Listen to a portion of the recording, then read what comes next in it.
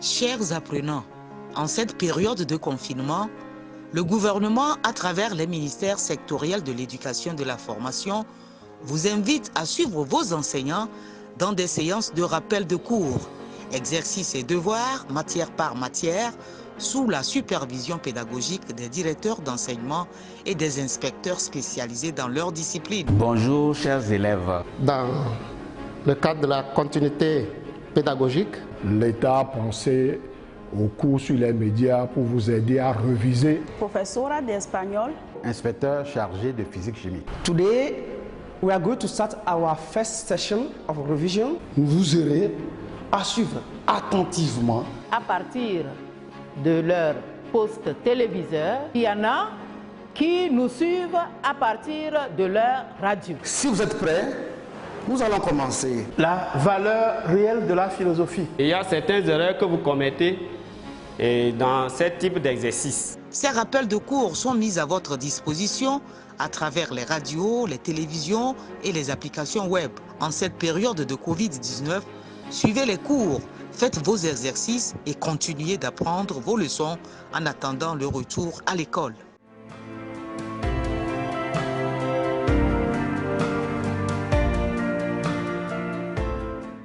Bonjour les parents d'élèves, bonjour chers élèves. Je me nomme Pankpama Badiaoui Beda, professeur au lycée Lomé-Port, chargé des cours d'histoire et de géographie ECM.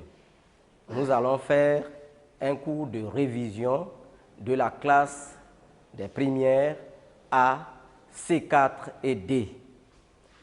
Nous allons procéder à un rappel du cours que nous avons déjà fait lorsque nous étions dans les classes, vous donner des exercices et enfin vous donner un devoir de maison. Alors, nous allons voir notre cours concernant les fondements de l'impérialisme, les objectifs spécifiques.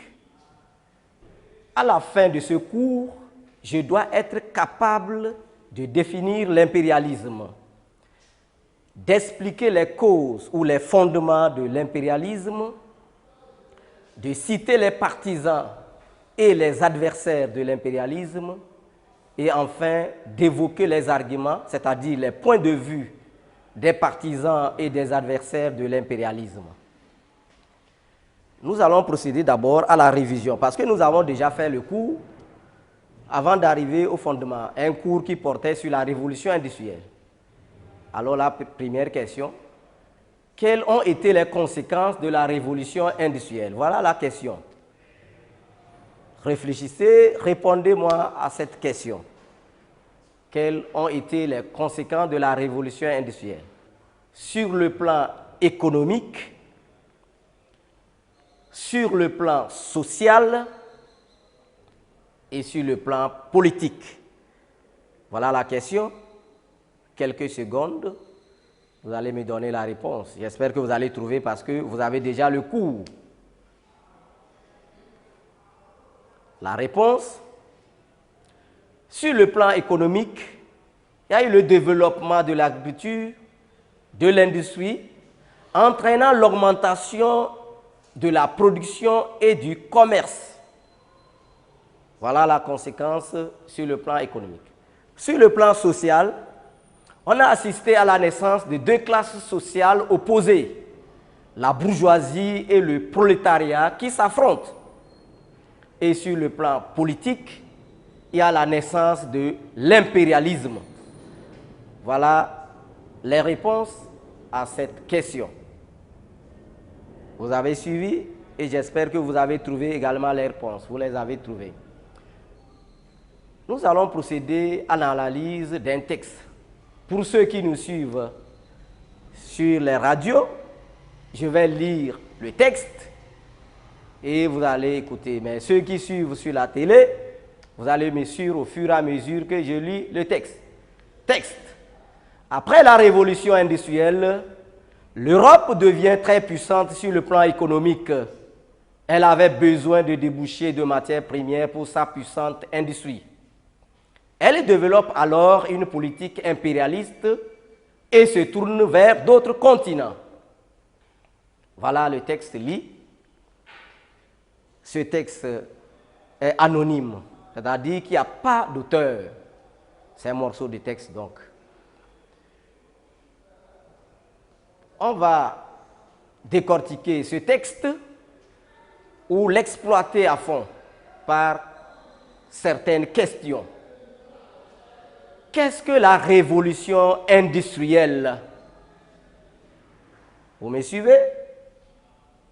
J'espère que vous allez quand même trouver la réponse, parce que la réponse n'est pas difficile, tout le monde connaît la révolution industrielle.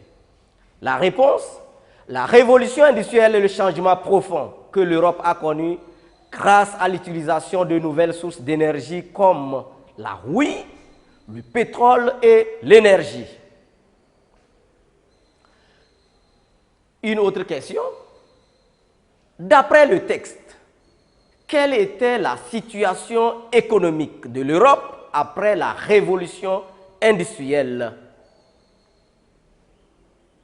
Quelques secondes pour trouver la réponse. Je sais que vous allez trouver. Faites un effort. Écoutez bien. La réponse est celle-ci. Selon le texte, l'Europe était puissante sur le plan économique.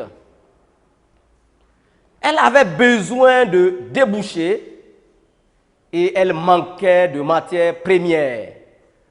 Voilà la réponse. Une autre question. Quelle solution l'Europe avait-elle trouvé pour résoudre le problème de manque de matières premières et de débouchés? Suivez encore la question. Quelle solution l'Europe avait-elle trouvé pour résoudre le problème de manque de matières premières et de débouchés? Quelques secondes. Je sais que vous allez trouver parce que, étant à la maison, n'oubliez pas vos cahiers, parce qu'on va reprendre les cours. La réponse, l'Europe avait développé une politique impérialiste ou la conquête coloniale. Nous allons arriver au premier objectif de notre cours, portant sur les fondements de l'impérialisme. Définition de l'impérialisme.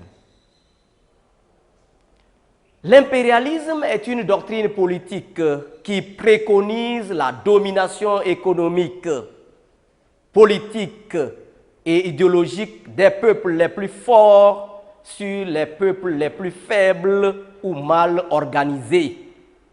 C'est ça la définition de l'impérialisme. Je dis bien que l'impérialisme est une doctrine politique qui préconise la domination économique, politique et idéologique des peuples les plus forts sur les peuples les plus faibles ou mal organisés.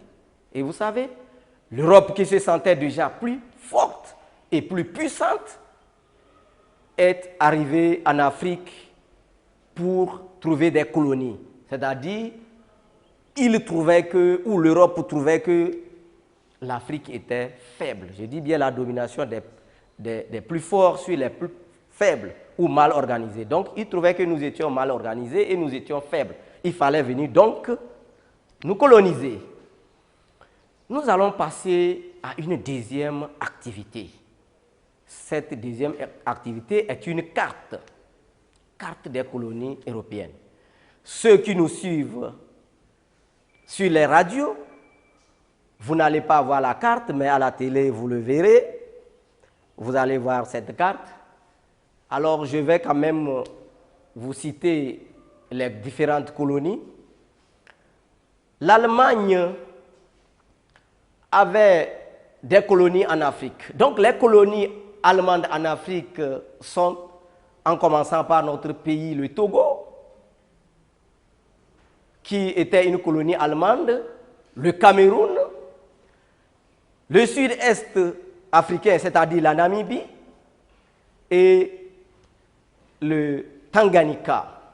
Voilà les colonies allemandes en Afrique. Il y avait également d'autres colonies, les colonies belges. Là, on les trouve au niveau du Congo RDC. Et colonie espagnole, c'est le Sahara occidental, au niveau de l'Afrique, un peu au sud-ouest du Maroc. Vous avez le Sahara occidental. Il y avait également les colonies françaises. Ces colonies françaises étaient constituées du Maroc, de l'Algérie, du Tchad, de la Côte d'Ivoire et tout le Madagascar, pour ne citer que celles-là. Nous avions également des colonies britanniques de la Grande-Bretagne qui étaient constituées du Ghana, on appelait ça Gold Coast à l'époque, du Nigeria, de l'Afrique du Sud, quand nous allons plus en Afrique du Sud. Vous avez également l'Égypte, qui était des colonies anglaises. Il y a également les colonies italiennes qui sont constituées de la Libye, de l'Érythrée et de la Somalie, qui sont des colonies italiennes. Et enfin, il y avait les colonies portugaises, constituées de l'Angola et du Mozambique. Voilà les colonies que les Européens s'étaient taillées en Afrique. Pour ceux de la télé, vous avez regardé la carte, donnez un titre à cette carte. Vous qui m'avez suivi à la télé, j'ai parlé des colonies européennes, vous pouvez également nous donner un titre. Donnez un titre à cette carte. Le titre, c'est la carte des empires coloniaux de l'Afrique après Berlin, après la conférence de Berlin. Ou également, pour certains, c'est la carte des colonies européennes en Afrique. Voilà les titres qu'on pouvait donner à cette carte. Autre question. Comment les Européens justifient-ils l'occupation des colonies en Afrique? Comment les Européens, suivez, je reprends la question, comment les Européens justifient-ils l'occupation des colonies en Afrique? La réponse, les Européens justifient l'occupation des colonies en Afrique en évoquant les raisons démographiques, les raisons politiques, les raisons idéologiques et stratégiques. J'ai dit que les Européens justifient l'occupation des colonies en Afrique en évoquant les raisons économiques, les raisons démographiques, les raisons politiques, les raisons idéologiques et les raisons stratégiques. Si vous avez suivi les objectifs que nous nous étions assignés, nous allons passer au deuxième point de notre objectif. Les causes ou les fondements de l'impérialisme. Parlant des causes ou les fondements de l'impérialisme, il y a les causes ou fondements économiques. Donc, les causes ou fondements économiques, il y a le besoin de débouchés lié à la surproduction, à la mévente. Le besoin des ressources d'approvisionnement en matières premières, insuffisance de matières premières, épuisement de certaines en Europe, le placement des capitaux devenu très important. C'est les causes ou fondements de l'impérialisme.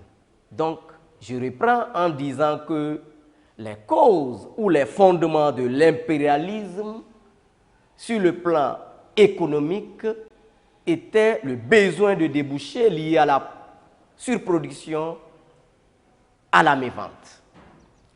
Le besoin des sources d'approvisionnement en matières premières, insuffisance de matières premières, épuisement de certaines en Europe, le placement des capitaux devenu très important.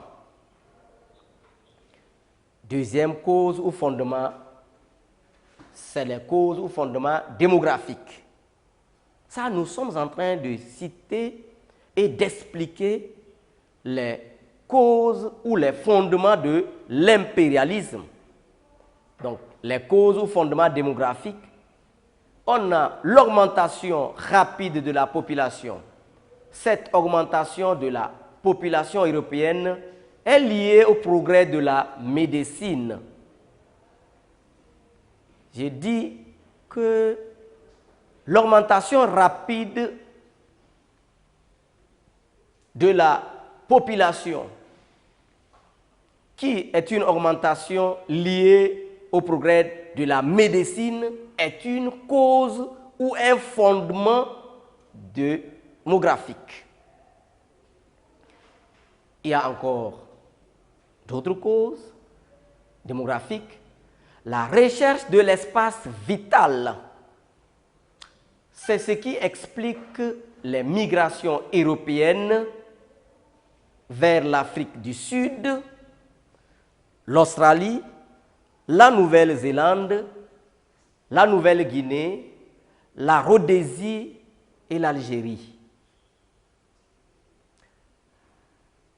Cause ou fondement démographique, la recherche de l'espace vital.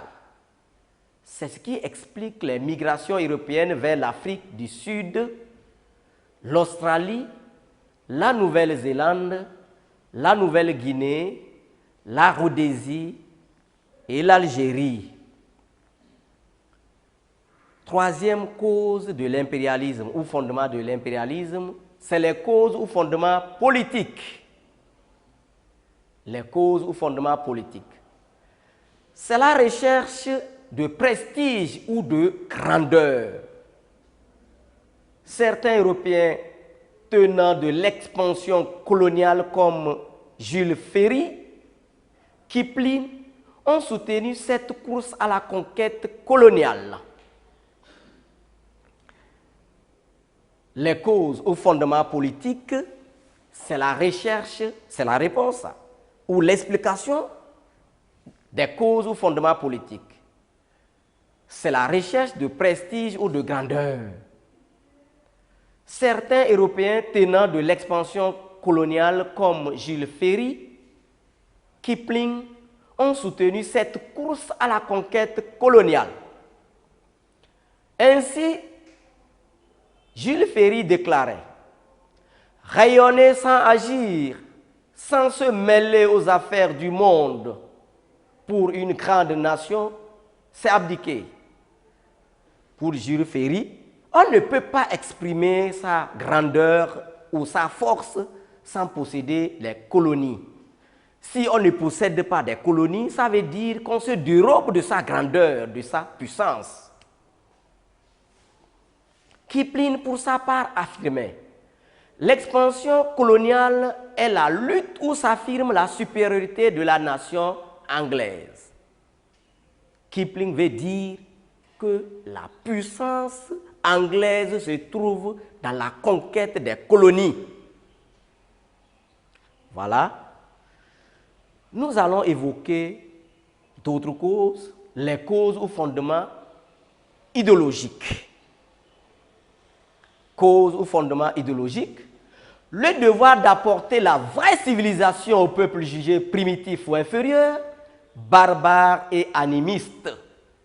C'est ce devoir que Kipling désigne par le fardeau de l'homme blanc.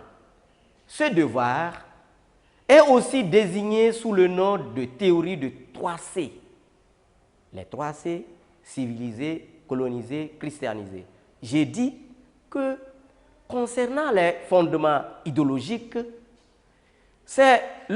pour eux, c'est un devoir d'apporter la vraie civilisation au peuple jugé primitif ou inférieur, barbare et animiste. C'est ce devoir que Kipling désigne par le fardeau de l'homme blanc. Ce devoir est aussi désigné sous le nom de théorie des 3C.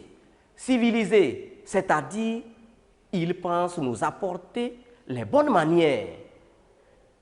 Coloniser, c'est-à-dire nous dominer et exploiter nos richesses. Christianiser, nous apporter la vraie religion.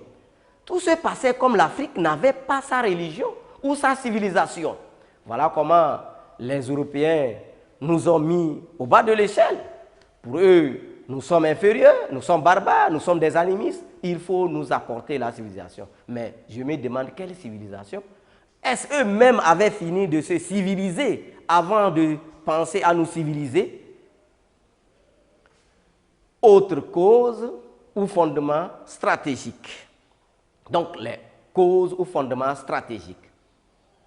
Là, il y a la recherche de bases de relais, de bases de ravitaillement, de bases de contrôle des routes commerciales. Vous savez qu'il y avait des bases ou des passages importants qu'il fallait s'affirmer en obstruant,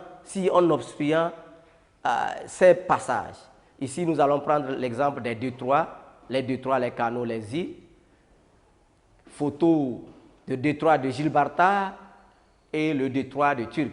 Vous voyez le détroit de Gibraltar, ceux qui nous suivent au niveau de la télé, mais ceux qui nous suivent à la radio, écoutez que le détroit de Gibraltar, c'est un bras de mer qui séparait l'Europe de l'Afrique.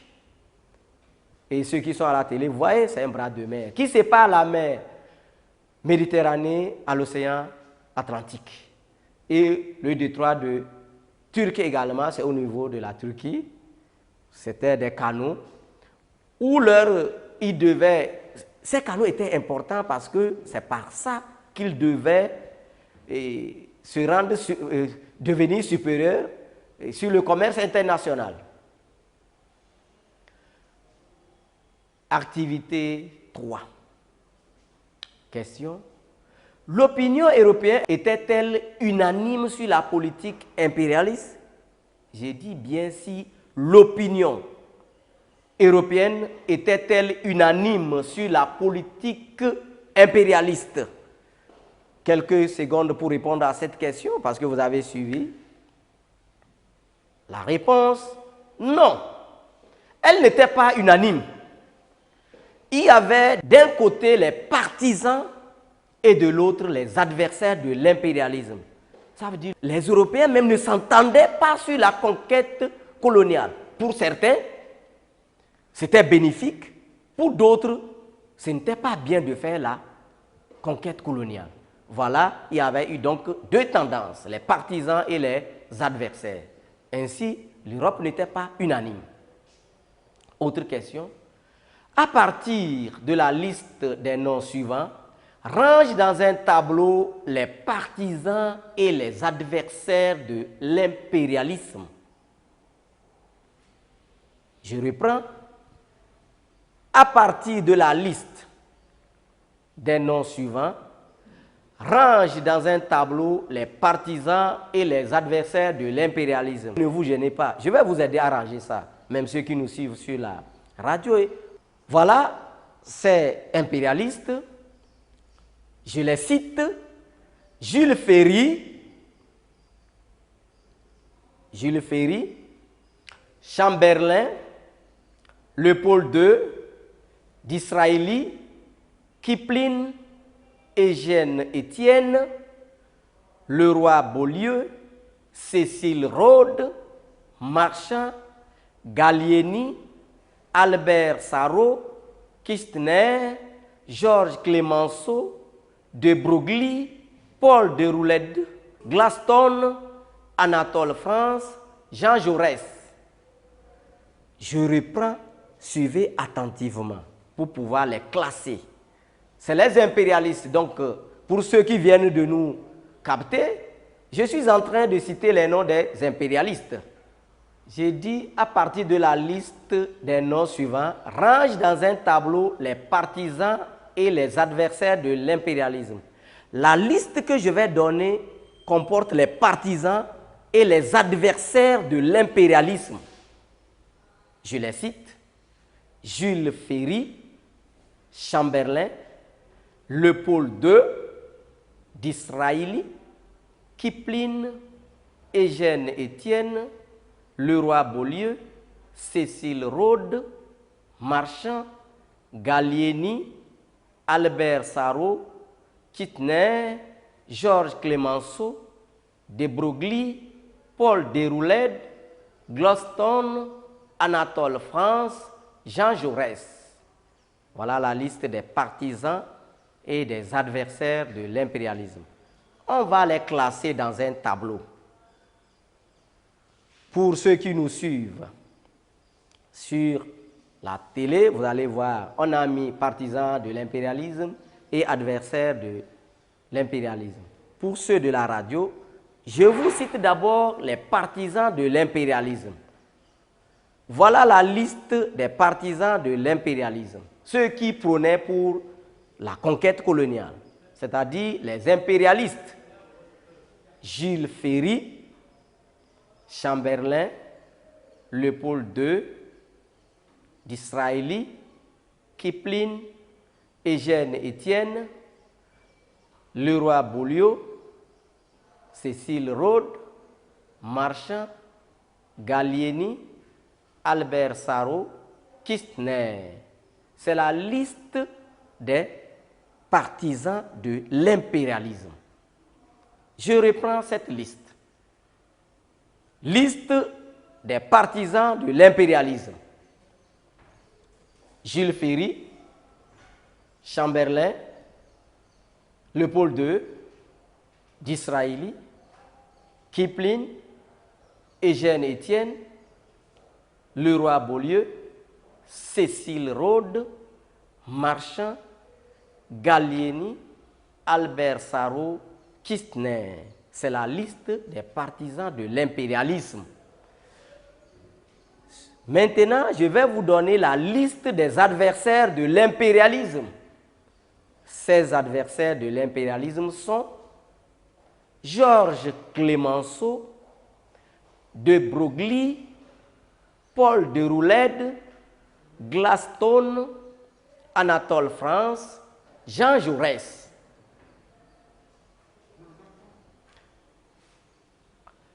Je reprends la liste des adversaires de l'impérialisme. Georges Clemenceau, de Broglie, Paul Déroulède, Gladstone, Anatole France, Jean Jaurès. Voilà les partisans et les adversaires de l'impérialisme. Pour ceux qui nous suivent à la télé, je vais vous présenter quelques figures emblématiques de l'impérialisme, donc les partisans de l'impérialisme. La première photo en allant de la gauche vers la droite, c'est Jules Ferry. Il y a Jules Ferry qui est là. Il y a Kipling et Léopold II. C'est les partisans de l'impérialisme. Quelques figures. On va passer à un autre point de notre objectif spécifique. Les arguments des partisans et des adversaires de l'impérialisme. Les arguments des partisans de l'impérialisme. Donc nous allons voir les arguments des partisans. Ils avaient les mêmes fondements ou les mêmes raisons ou arguments. Il y a les arguments avancés par les partisans de l'impérialisme qui sont à l'image donc des fondements de l'impérialisme. Arguments économiques. Assurer les débouchés, les sources d'approvisionnement en matières premières. C'est pourquoi Jules Ferry déclarait la politique coloniale est fille de la politique industrielle. Ici, Jules Ferry veut dire que la conquête coloniale est née à la suite de la révolution industrielle. Argument démographique, installer les bases, enfin le surplus de la population. Argument démographique, installer le surplus de la population. Argument politique, Leroy-Beaulieu dira, Un peuple qui colonise est un peuple qui jette les assises de sa grandeur future. Je reprends. Le roi Beaulieu dira, un peuple qui colonise est un peuple qui jette les assises de sa grandeur future. Un peuple qui colonise est un peuple qui jette les assises de sa grandeur future. Beaulieu veut dire qu'il faut avoir des colonies pour profiter au temps opportun. Voilà, je vais vous faire voir certains adversaires de l'impérialisme, les anti-impérialistes. Les anti-impérialistes, il y a Clemenceau, pour ceux qui nous suivent à la télé, vous les voyez, il y a Paul Déroulède, mais ceux qui sont ou qui nous suivent sur les radios, vous ne pourrez pas les voir. Nous allons voir maintenant les arguments des adversaires ou des opposants de l'impérialisme. Argument démographique, le caractère anti-humanitaire et la brutalité des méthodes coloniales, perte en vie humaine. Quand ces Européens arrivaient, ils mouraient à la suite des maladies tropicales parce qu'ils ne sont pas habitués à la chaleur et à nos maladies. Voilà pourquoi les anti-impérialistes trouvaient que c'était une œuvre difficile. Argument économique. L'impérialisme est synonyme de gaspillage de capitaux. Pour qu'un impérialiste arrive, il fallait dépenser beaucoup de sous pour qu'il puisse se déplacer, alors que ces sous pouvaient les aider à faire autre chose. Argument politique. L'impérialisme distrait les pays des problèmes européens, de lui faire oublier la revanche contre l'Allemagne qui occupe l'Alsace-Lorraine. C'est à ce titre que Déroulède disait à l'État français que, avant d'aller planter le drapeau français là où il n'est jamais allé, il fallait d'abord le replanter là où il flottait jadis, là où nous l'avions vu de nos propres yeux.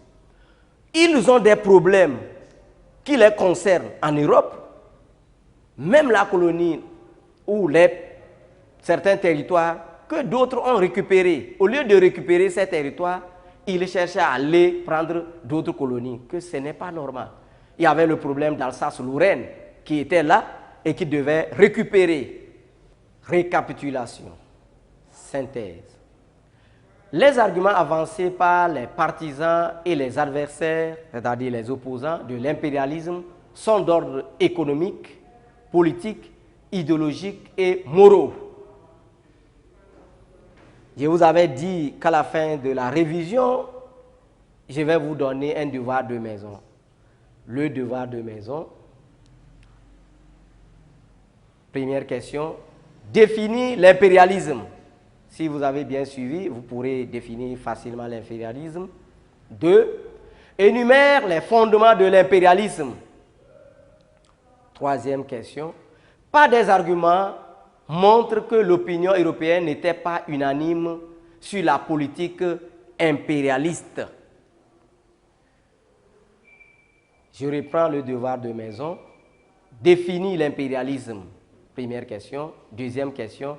Énumère les fondements de l'impérialisme.